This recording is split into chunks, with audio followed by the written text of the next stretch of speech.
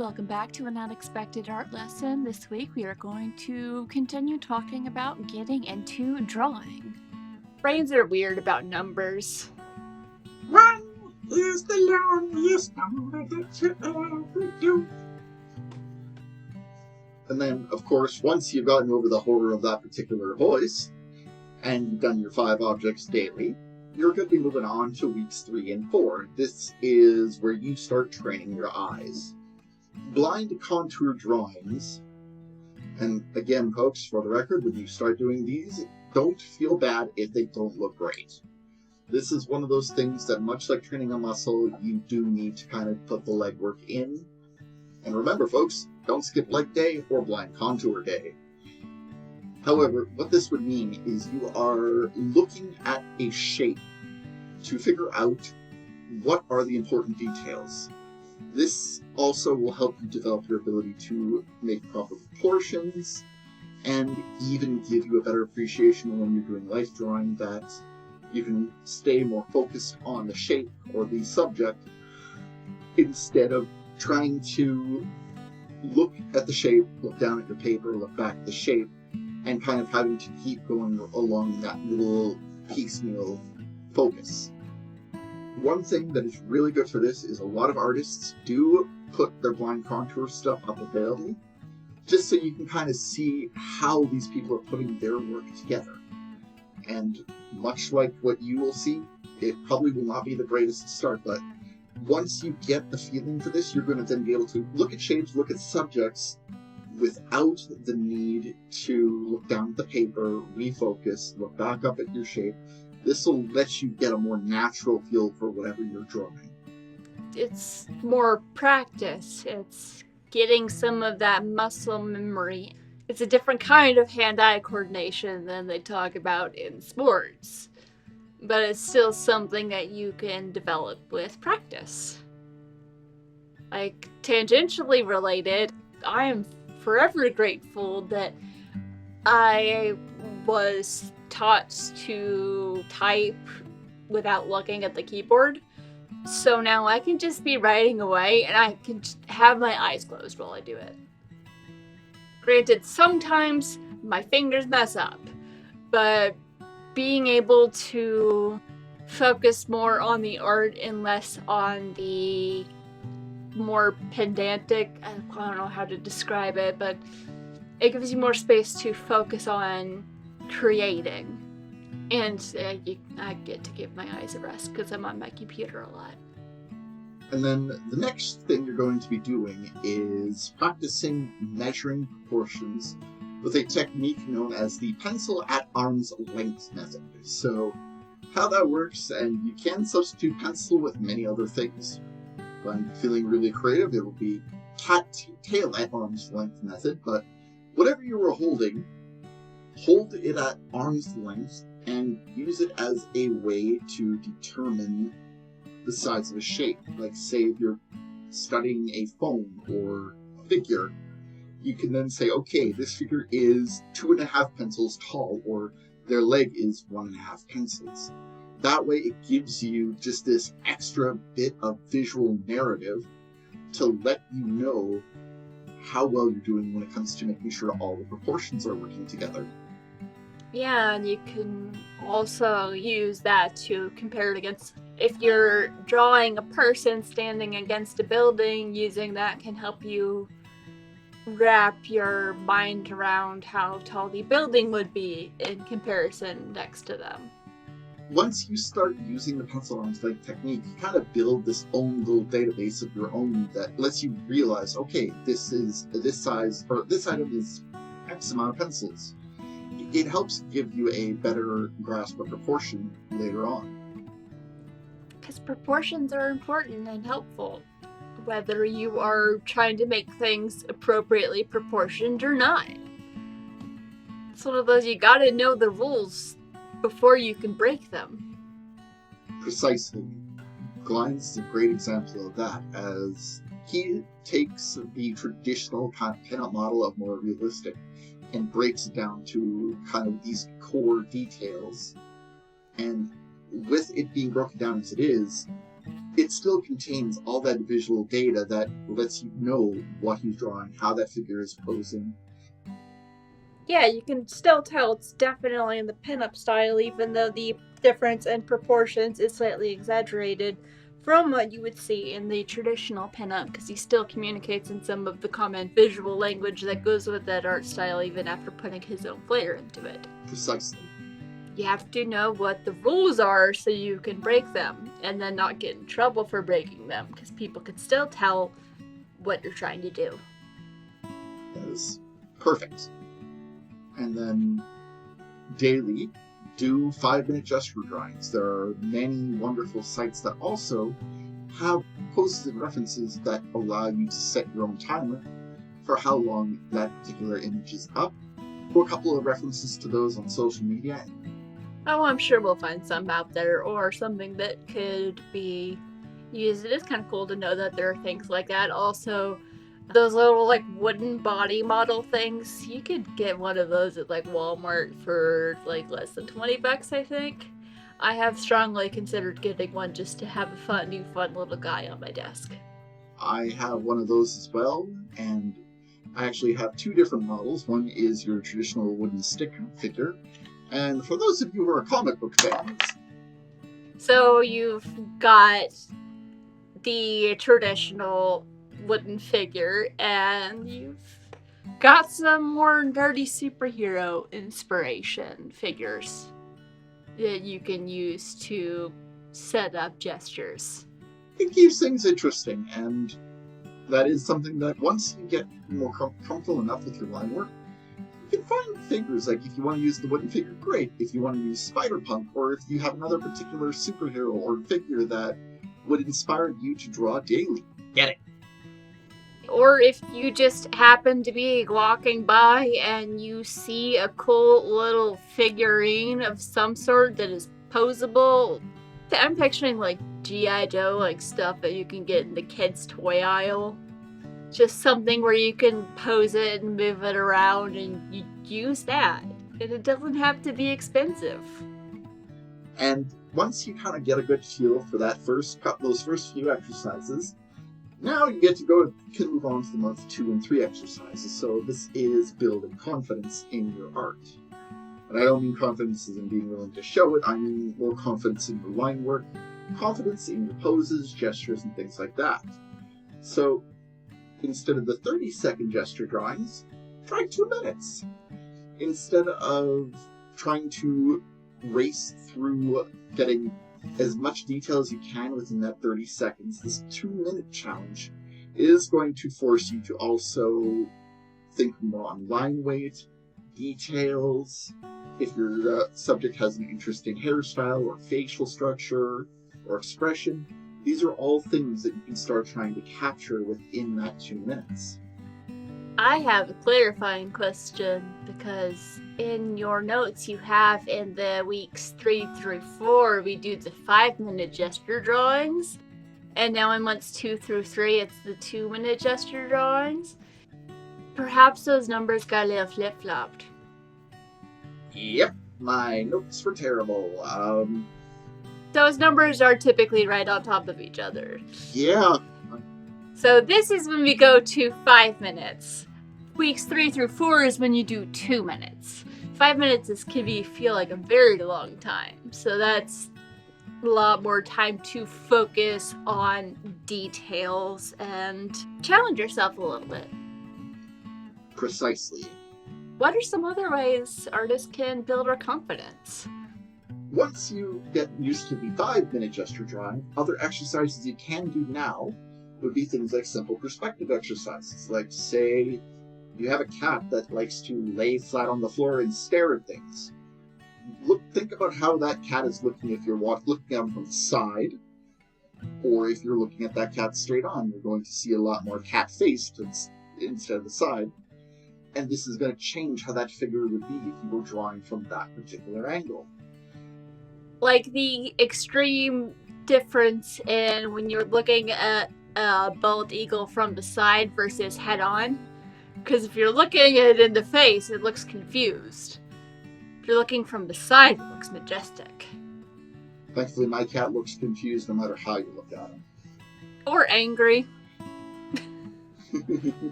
And of course, once you get the hang of that, this is where you get to branch out from just the artists we referenced, although, again, for the record, if those are the artists you admire, draw them to your heart's content. But look at other artists that have styles that resonate with you.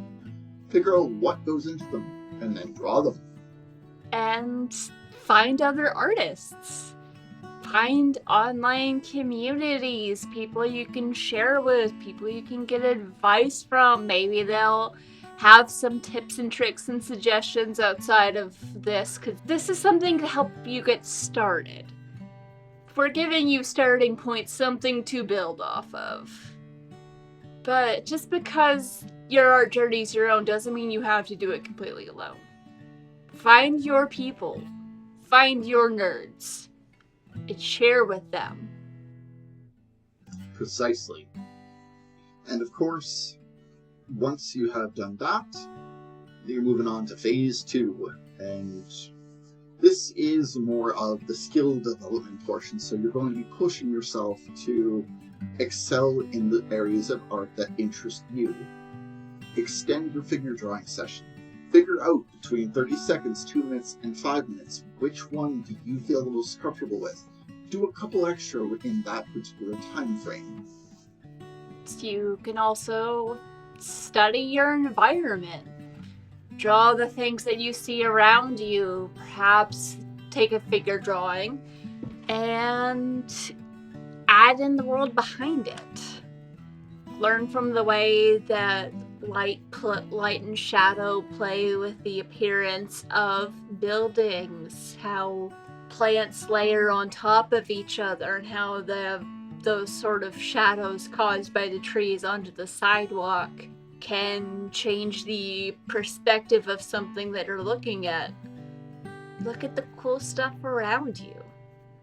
And maybe experiment with other media. If some of the artists that you like have like really strong, bold black lines or like inked pieces, grab a pen, grab a brush pen. Experiment with that, see what works, what doesn't. Don't be afraid to make stuff that you're not happy with, because it's still building up that art arsenal. Wow, there's a fun thing to try and say 5 times fast. I'm gonna be nice and not jokingly make you do that. You can bring in color pencils. This is where you can start experimenting with the watercolor pencils. Bring in markers. Stuff that you can use to like add actual texture or add to it. Have fun. The other thing you can do now is start to think about personal projects. Draw a series, draw anything that kind of resonates with you. I know one artist, Darwin Cook, loved to draw his version of superhero costumes. So he would look at how a particular hero is drawn, and he would come up with his own ideas. Anything that resonates with you is a perfect idea for these personal projects. Yeah, because also it'll help you keep going if you're emotionally invested and excited about it. And it'll add a little something to that art that you might not have gotten with some of the other projects that you've done, because when you're passionate about something, you put pieces of yourself in it. And you never know when you start chasing down these personal projects when you'll find the thing that is 100% for sure your thing. Once you've developed those personal projects, share them. Yes, share them. Show your work. Share in progress things. Or if it's a particularly special personal project, you could just kind of keep it a secret project and tease people and build up the hype. And then show off what you've been working on. You'll never know what opportunities find you. And you never know who will be inspired by your work. One of the greatest feelings of an artist, aside from rocking their own projects, is knowing that they helped build up somebody else as well. Yeah, just something about knowing that something that I created had a positive impact on someone else, that's huge. That's like absolutely wild too. And I'm like, something that I did, of all the people out there doing cool stuff, it's the weird little thing that I did that resonated with you and helped you through a tough time and inspired you or just made you laugh, made you feel something. Exactly. And Brianna has done that more than once for myself, so it is possible, y'all. Art connects people. Art saves. Everyone else takes full damage.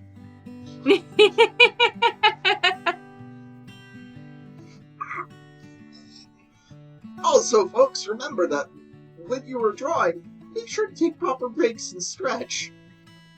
As Watson just accidentally injured himself. Yep. Doing a fist pump. It's a gift. It's a skill. So, phase 2 would complete your kind of first hypothetical year of drawing. Where do you go after that? Well, guess what? You draw more. You just keep going. Yep. Keep moving forward. In the interest of keep moving forward is you combine influences. So, say particular tricks of Sanders and Glines inspire you, but you want to combine that. So, some of Sanders' like sketchier details for line weight versus Glines' more bold black line work. Combining those two as an example, or any manner of other artists. So, what pieces of their work do you like? Combine them.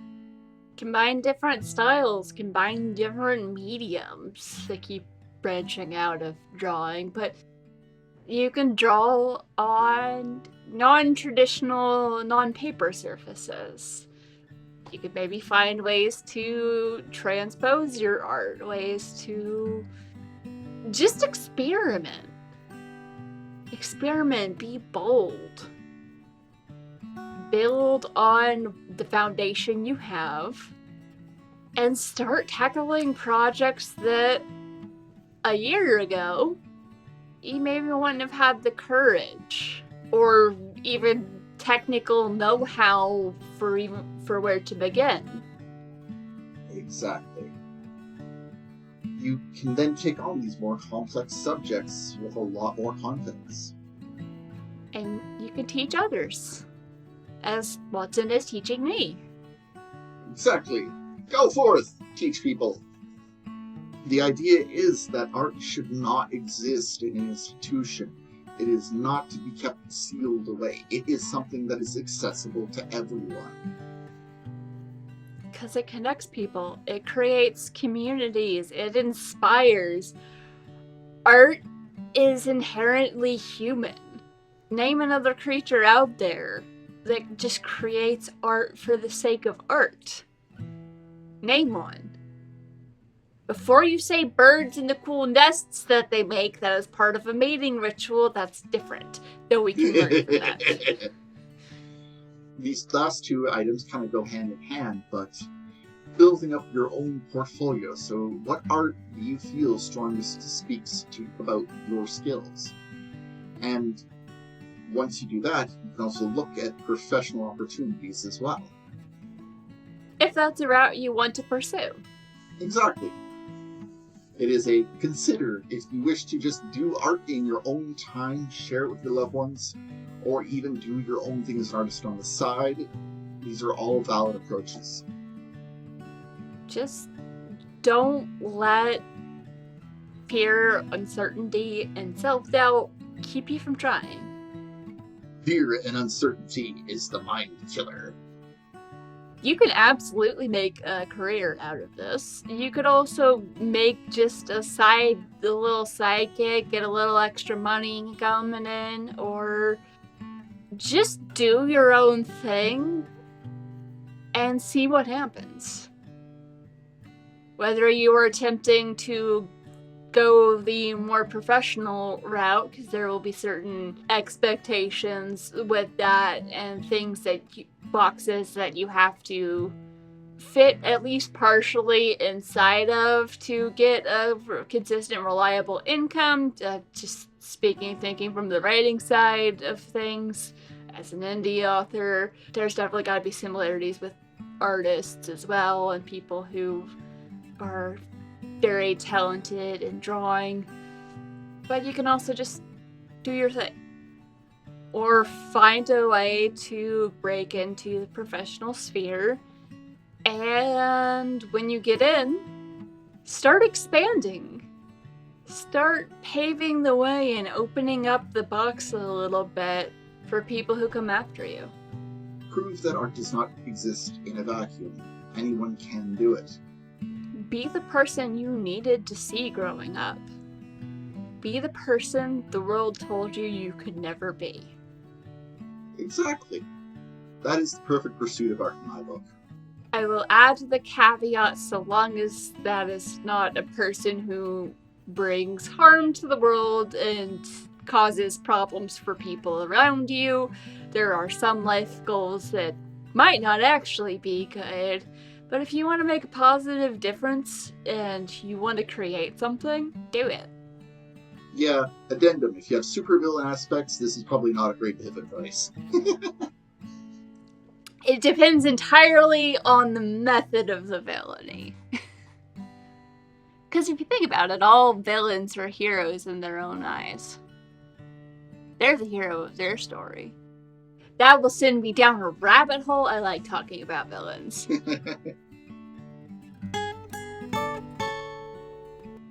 Thank you for listening to An Unexpected Art Lesson, the show where we talk about everything you didn't know about art. Stay tuned next week for further discussion of the truth about drawing and how to get started on your journey as an artist. If you like what we're doing, you can follow us on social media and join the conversation over at An Unexpected Art Lesson on Threads, Blue Sky, and Substack. And you can also support us over on Patreon. Get early access to episodes and other fun things at patreon.com/anunexpectedartlesson.